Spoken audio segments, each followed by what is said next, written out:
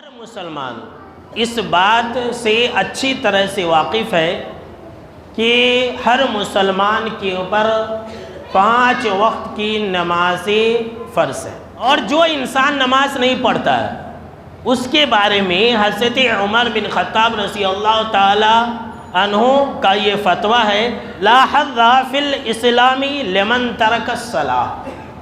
کہ اسلام میں اس انسان کا کوئی حصہ نہیں ہے جو انسان نماز کو چھوڑ دیتا ہے۔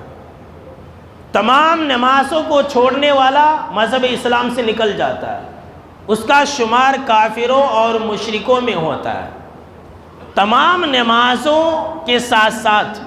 سب سے زیادہ جس نماز کی اہمیت ہے وہ فجر کی نماز ہے۔ اللہ رب العالمین اس انسان سے نفرت کرتا ہے جو رات بھر صبح تک، دن کا اجالا ہونے تک مردار کی طرح بستر پر پڑے رہتا ہے۔ تو جو انسان فجر کی نماز سے دور رہتا ہے اس کا بھی شمار انہی لوگوں میں ہوتا ہے، یاد رکھ لیجئے۔ یہ فجر کی نماز کی اتنی زیادہ اہمیت ہے کہ اس وقت یعنی کہ فجر کی نماز میں فرشتے حاضر ہوتے ہیں۔ اللہ رب العالمین نے قرآن مجید کے اندر یہ بیان فرمایا کہ اقم الصلاۃ لدلوک الشمس الی غسق اللیل، کہ تم نماز قائم کرو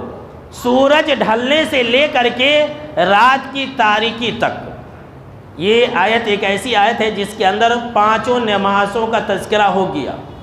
سورج ڈھلنے سے لے کر کے رات کی تاریکی تک، یعنی کہ ظہر سورج ڈھلنے کے بعد پڑھتے ہیں، عصر، مغرب، عشاء،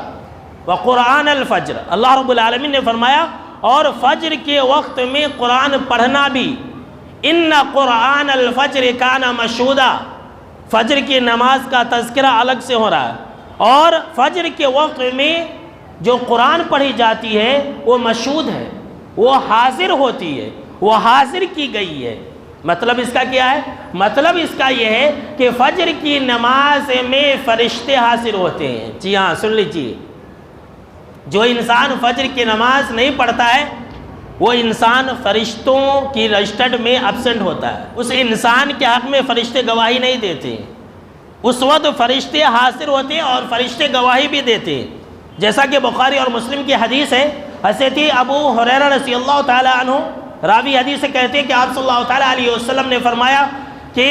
تمہارے اندر جو فرشتے آتے ہیں، جو تمہارے ساتھ فرشتے رات گزارتے ہیں، جو دن اور رات کے فرشتے ہیں، وہ فجر اور عصر کی نماز میں اکٹھے ہوتے ہیں۔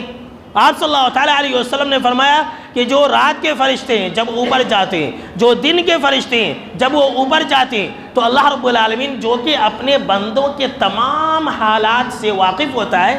وہ پوچھتا ہے فرشتوں سے۔ اللہ پوچھتا ہے کہ کیف ترکتم عبادی، تم نے میرے بندوں کو کس حال میں چھوڑا ہے؟ تو جناب محمد عربی صلی اللہ تعالی علیہ وسلم نے فرمایا کہ فرشتے اللہ سے کہتے ہیں کہ اے اللہ رب العزت، جب ہم ان کے پاس سے آئے تب بھی وہ نماز کے اندر شامل تھے، اور جب ہم ان کے پاس گئے تب بھی وہ نماز کے اندر شامل تھے۔